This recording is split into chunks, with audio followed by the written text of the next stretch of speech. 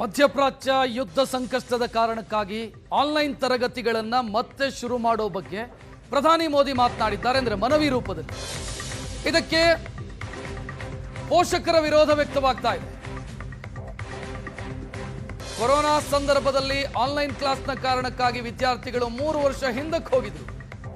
ಅಂತ ಪರಿಸ್ಥಿತಿ ಮತ್ತೆ ಬರಬಾರದು. ಶ್ರೀಮಂತರ ಮನೆಯಲ್ಲಿ ಅಂತಾದ್ರೆ ಪ್ರತ್ಯೇಕ ಸ್ಟಡಿ ರೂಮ್ ಇರುತ್ತೆ. ಬಡವರು ಮತ್ತು ಮಧ್ಯಮ ವರ್ಗದವರಿಗೆ ಆ ವ್ಯವಸ್ಥೆ ಇರೋದಿಲ್ಲ ಅಂತ ತಜ್ಞರು ಮತ್ತು ಪೋಷಕರು ವಿರೋಧ ಮಾಡ್ತಾ ಇದ್ದಾರೆ.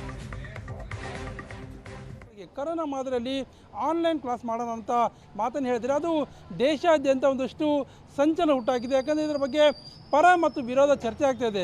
ಸಾಕಷ್ಟು ಜನರು ಇದ್ದರೆ ಒಳ್ಳೆಯದು ಅನ್ನೋಂಥ ಅಭಿಪ್ರಾಯಪಟ್ಟರೆ ಮತ್ತಷ್ಟು ಪೋಷಕರು ಇದರಿಂದ ನಮ್ಮ ಮಕ್ಕಳು ಹೆಚ್ಚು ವಿದ್ಯಾಭ್ಯಾಸ ಕಲಿಯೋದಕ್ಕೆ ಆಗೋದಿಲ್ಲ ಅನ್ನೋಂಥ ಮಾತನ್ನು ಹೇಳ್ತಾ ಇದ್ದಾರೆ. ಇನ್ನು ಈ ಬಗ್ಗೆ ಮಾತಾಡೋದಕ್ಕೆ ಶಿಕ್ಷಣ ತಜ್ಞರ ಜೊತೆ ಇದ್ದಾರೆ. ಯಾಕಂದರೆ ಅವರು ಆನ್ಲೈನ್ ಕ್ಲಾಸ್ ಜೊತೆಗೆ ಬೇರೆ ಬೇರೆ ಕೋಚಿಂಗ್ಗಳನ್ನು ಕೊಡ್ತಾರೆ, ಉಚಿತ ಕೋಚಿಂಗ್ ಕೊಡ್ತಾರೆ. ಅವರು ನಮ್ಮ ಜೊತೆ ಇದ್ದಾರೆ, ಅವ್ರನ್ನ ಕೇಳೋ ಬನ್ನಿ.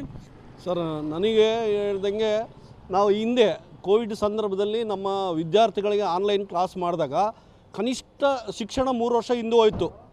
ಆ ವಿದ್ಯಾರ್ಥಿಗಳು ಸೆಕೆಂಡ್ PUC ಬಂದರೂ ಕೂಡ, ಡಿಗ್ರಿ ಬಂದರೂ ಕೂಡ ಅವರು ಇನ್ನೂ ಅದೇ ಮೂಡ್ನಾಗಿದ್ದರು.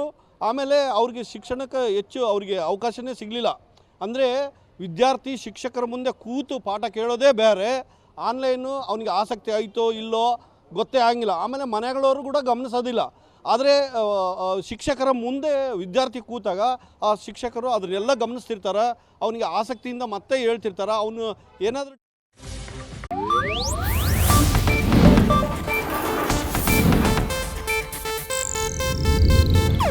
ಇದು ಏಷ್ಯಾನೆಟ್ ನ್ಯೂಸ್ ನೆಟ್ವರ್ಕ್ ಪ್ರಸ್ತುತಿ.